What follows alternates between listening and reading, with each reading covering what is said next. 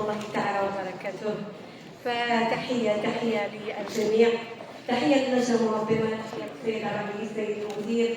وأيضا فأنا يمكن أول مرة يتم التكريم ديالي في واحد الفضاء أكاديمي، واحد السرح اللي نقولوا استثنائي، انه معهد العلوم والرياضه كما جاء في الحديث هو معهد استثنائي متميز، الاول على الصعيد الوطني.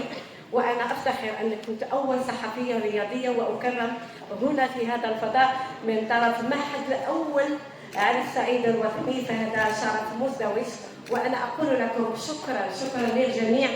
فالتميز يصنع التميز، والاكيد ان معهد علوم الرياضه بهذه النسخه الخامسه يؤكد انه حاضر بقوه على مستوى الرياضه وعلوم الرياضه، وايضا اظن بان الاعلام الرياضي يواكب هذا الحدث على صعيد الصحافه الوطنيه اللي حاضره بقوه هذا اليوم.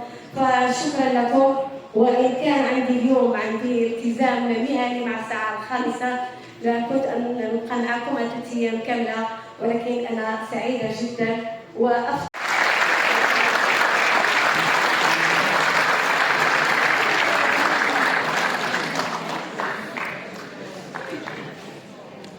أعتذر. فالأكيد أنه معاناة لم تكن سهلة.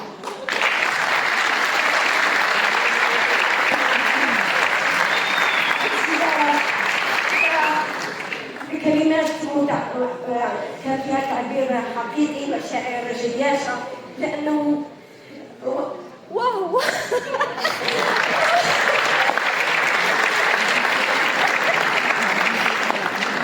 شكرا للزملاء الاعلاميين على هذا الريبورتاج. واظن بانني غنبقى دائما نذكر بانني كملت على ديالي لانها مشاعر خرجه